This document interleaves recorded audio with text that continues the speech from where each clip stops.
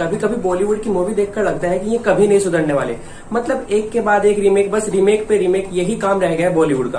और फिर कभी कभी बॉलीवुड की मूवी देखकर लगता है कि क्या ये सच में बॉलीवुड की मूवी है, क्योंकि कभी कभी तो बॉलीवुड वाले ऐसी मूवी बना देते हैं कि हम खुद यकीन नहीं कर पाते कि ये सच में बॉलीवुड की मूवी है। इस हफ्ते एक ऐसी मूवी रिलीज हुई है जिसको देखकर आप यही सोचोगे क्या ये सच में बॉलीवुड की मूवी है।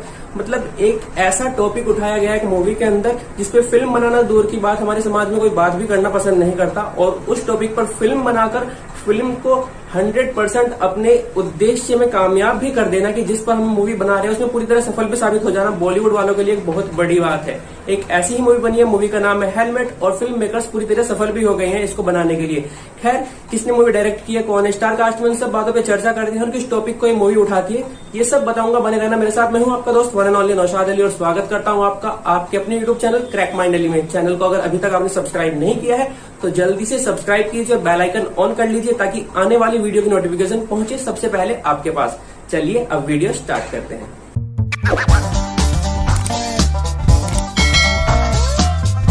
हेलमेट, आज जिस मूवी का रिव्यू हम करने जा रहे हैं उसका नाम है हेलमेट। बात करेंगे इसके डायरेक्टर की, उसका डायरेक्टर का नाम है सतराम रामानी।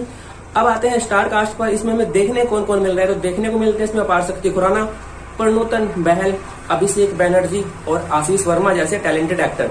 ये सारे एक्टर वो हैं जिनके पास नाम बड़ा भले ही ना हो पर इनके पास काम बहुत बड़ा है, मतलब टैलेंट बहुत बड़ा है इनके पास, और ये आप इस मूवी में देखने के बाद आसानी से समझ जाएंगे। बात करते हैं स्टोरी लाइन की, तो अगर आपने इस मूवी का ट्रेलर पहले ही देख लिया है तो आप स्टोरी लाइन से अच्छी तरह वाकिफ होंगे कि इसके अंदर आपको देखने को क्या मिलेगा।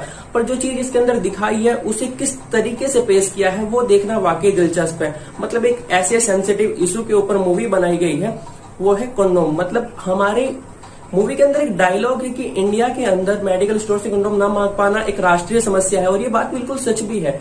कोई नहीं मांग पाता मेडिकल स्टोर पर जाकर, और इसी चीज को इस मूवी के जरिए पेश किया गया है। साथ में ये भी बताया गया है कि कंडोम की वजह से हमें कितने फायदे हैं कितने नुकसान, मतलब एक सेंसिटिव इशू के ऊपर पूरी मूवी बनाई गई है। और मूवी को बिगिनिंग से लेकर एंड तक जो लेकर चले हैं उसमें बिल्कुल भी फिल्म मेकर्स नहीं भटके हैं। खैर, कहानी स्टार्ट होती है लक्की नाम के एक शख्स के अराउंड जो एक बैंड कंपनी में सिंगर का काम करता है और साथ ही उस बैंड के मालिक की बेटी से प्यार करता है। अब कहानी में ट्विस्ट तब आता है जब उनका जो मालिक होता है वो उसको बोल देता है पैसा कमाने के लिए, मतलब उसकी लड़की के लिए बहुत अच्छे अच्छे रिश्ते आ रहे हैं, तो फिर क्यों वो एक सिंगर से अपनी लड़की की शादी करे। तो बोलता है कि अगर तुम इतना पैसा कमा सकते हो कि मेरी बेटी को खुश रख पाओ तो बाकायदा तुम उससे शादी कर सकते हो। अब भैया ठहरे, एक बैंड में काम करने वाले सिंगर इतनी जल्दी से पैसा कहाँ से लेकर आए। तो फिर उसका एक रास्ता समझ में आता है, वो रास्ता होता है चोरी का। मतलब उनका एक दोस्त है जो पार्ट टाइम में काम करता है, एक ट्रक से किसी कंपनी के प्रोडक्ट को इधर से उधर ट्रांसफर करता है, मतलब आयात निर्यात में काम करता है।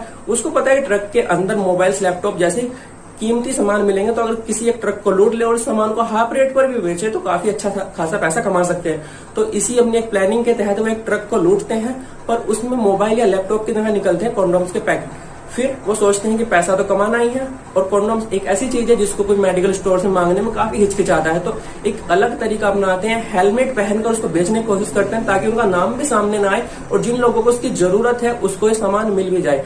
खैर, कहानी इसी वे में आगे बढ़ती है, इसी सेंसिटिव टॉपिक पर कहानी आगे बढ़ती है। फिर वो कैसे उस चीज को बेचते हैं, इसी कहानी को एक मजाकिया लहजे में हमारे सामने पेश किया गया है। कुछ दिन पहले एक मूवी आई थी मिमी, उसका टॉपिक आपने देखा था, कहानी को प्रेजेंट करने का तरीका था एक कॉमेडी एंगल में।